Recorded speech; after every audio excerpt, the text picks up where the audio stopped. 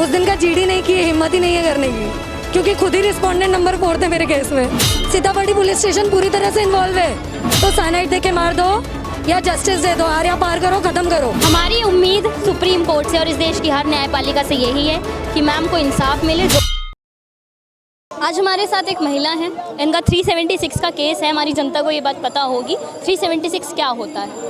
ये अपना नाम नहीं बता सकती, ना चेहरा दिखा सकती है, क्योंकि 376 में ना अपना नाम बताया जा सकता है, ना चेहरा दिखाया जा सकता है। आज हम उनकी समस्या जानेंगे कि उन्हें इस देश में, भारत की न्यायपालिका में न्याय अब तक क्यों नहीं मिला है। बताइए मैम, क्या प्रॉब्लम? 4 साल पुराना केस है। मैं टिप टू टो लड़ रही हूँ, क्योंकि मेरे पास लड़ने या मरने दो में से एक ही ऑप्शन है। मारने की कोशिश वो लोग बहुत कर चुके हैं और लड़ने के अलावा कोई और चारा नहीं है, क्योंकि मेरी और मेरे फादर की जान खतरे में है। मेरे ऊपर अटेम्प्ट टू मर्डर्स हो चुके हैं, कोर्ट के अंदर मारा गया है। कोर्ट के अंदर कहा जाता है इस देश से निकल जाओ। नागरत्न मैडम का ऑर्डर मैं लेकर गई थी, सुप्रीम कोर्ट का ऑर्डर मानने से इनकार कर दिया गया। इस केस में पॉलिटिक्स तो पूरी तरह से इन्वॉल्व है। हिंदू होके भी मुझे कुछ नहीं मिल रहा है, वैसे भी इस देश में हिंदुओं को कुछ मिलता ही नहीं है। कोई बड़ी बात नहीं है, इस देश में सिर्फ हिंदू ही प्रताड़ित है, बाकी सब तो मजामा है। ठीक है, मैं हिंदुओं की बेटी हूँ, मैं जानती हूँ। मनीषा कट गई, नुपुर शर्मा घर के अंदर दुबक के बैठी है, नैना जान निकाल के लड़ रही है, तो जान ही लेना चाहते हैं। दिल्ली में 2 FIRs हैं, महाराष्ट्र में 4 साल से अटेम्प्ट टू मर्डर की FIRs नहीं हो रही, बेल कैंसिलेशन 4 साल से पेंडिंग है। 5 जज बदल चुके हैं ट्रायल कोर्ट के, जो मैंने खुद बदलाए हैं कंप्लेंट्स कर करके। हाई कोर्ट कुछ नहीं देगा। मैंने हाई कोर्ट के खिलाफ कंप्लेंट की थी। मुझे ये भी पता है, मैं ऑन कैमरा बोल रही हूँ, ये डिस्प्ले नहीं होगा ऑनलाइन, क्योंकि जहाँ बात जुडिशरी पर आ जाती है ऑनलाइन कुछ नहीं आता। लास्ट ईयर भी मैं आई थी, मैंने बोला था आज तक हवा पानी दोनों घूमे हो, वो जो इंटरव्यू है उसका। मेरा सवाल ये, इस केस में आरोपी कौन है?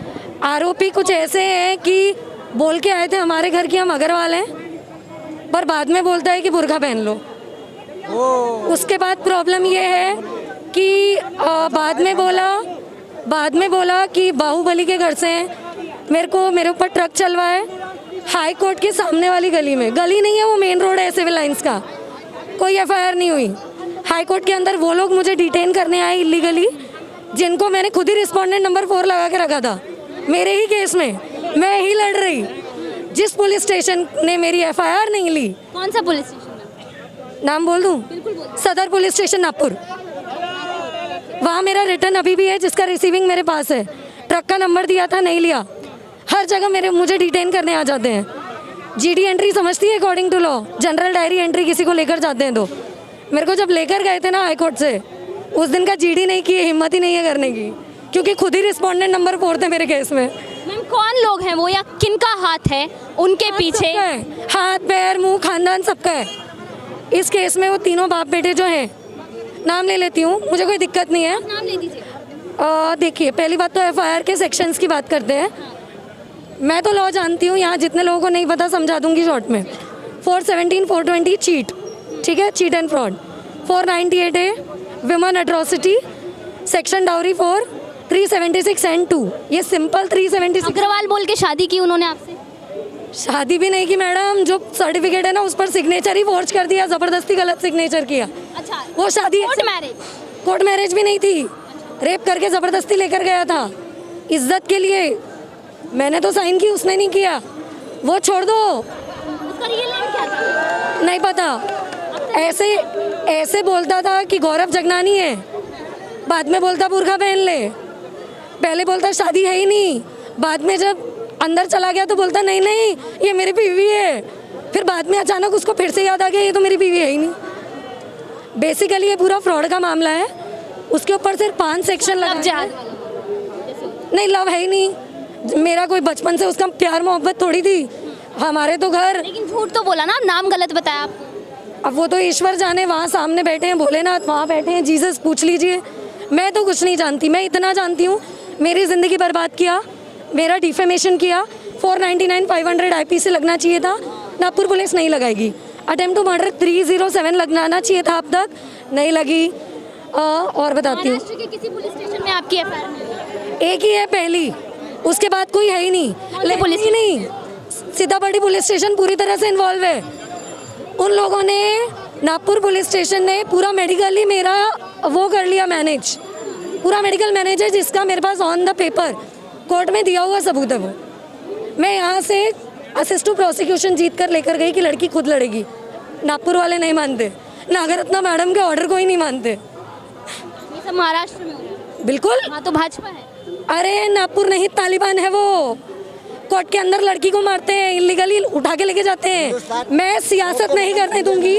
मेरी जिंदगी कोई चौसर नहीं है, मेरी जिंदगी चौसर नहीं है जो अपनी अपनी चाल खेलेंगे सब। ये मेरी जिंदगी है, शतरंज नहीं है। बिल्कुल आपको अधिकार है अपनी हक में लड़ने का। 3 प्रेसिडेंट के लेटर मेरे पास रिसीव कॉपी है। एक HM का लेटर होम मिनिस्टर का मेरे लिए आया, 3 प्रेसिडेंट के आए, 2 प्राइम मिनिस्टर के लेटर आए जिसकी कॉपी मुझे नहीं दी गई, उसकी रिकॉर्डिंग है मेरे पास। नागपुर के DCP जोनल 2 ऑफिस ने कॉल किया था, मैंने बोला मेल पे कॉपी दे दो, मैं आती, नहीं दिए। 2 प्रेसिडेंट प्राइम मिनिस्टर लेटर भी आए मेरे लिए। आपके सुप्रीम कोर्ट ने लेटर भेजा था, उसके नाम पे मेरे को और मेरे पापा को मारने की कोशिश कर दी। हम दोनों जान बचा के रात को 9 बजे भागे उसी पुलिस स्टेशन से। आप इस समय दिल्ली से क्या प्रक्रिया की है आपने? दिल्ली से कुछ कहीं पे कोई FIR या हाई कोर्ट में, सुप्रीम कोर्ट में? मैं इतना ही चाहती हूँ सुप्रीम कोर्ट से, या तो साइनाइड दे के मार दो या जस्टिस दे दो, आर या पार करो, ख़त्म करो। 2 जजों के घर की लड़की है ये। जब जजों के घर की लड़की को, रिटायर्ड जजेस के घर की लड़की को न्याय नहीं मिल रहा। वो यूपी वाली ज्योत्सना राय मर गई, किसने रेप किया था उसका? जज ने।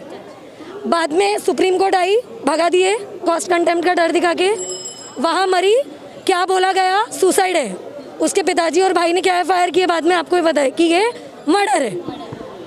सेम मनीषा केस के लिए भी हुआ। अरे पूरा दब गया हरियाणा, ख़त्म करो वो केस, पूरा दब गया। ठीक है, अभी नैना जिंदा है।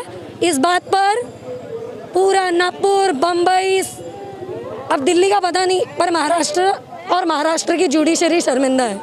उन्हें गहन दुख है इस बात का, ये लड़की जिंदा है तो क्यों है, बस। इससे ज़्यादा मुझे कुछ नहीं कहना। मेरी जान पर आफत है। नागरत्ना मैडम मुझे बचा लीजिए, नहीं तो ये भी साफ हो जाएगी दुनिया से बाकियों की तरह। ऐसे भारत में न्याय अभी भी जिंदा है।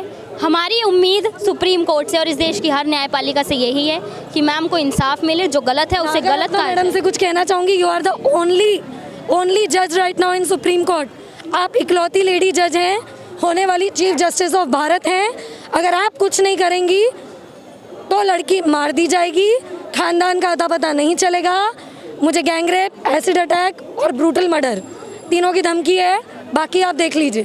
सेम ऐसा ही केस आपने कुछ दिन पहले हमारे ही चैनल पे यशोदा जी का भी देखा होगा, जो कि यूपी के रामपुर का था। उनके साथ भी, उनकी माँ के साथ पिछले 32 सालों से रेप किया गया और मस्जिद में उन्हें कैदी बना के रखा गया इतने सालों से।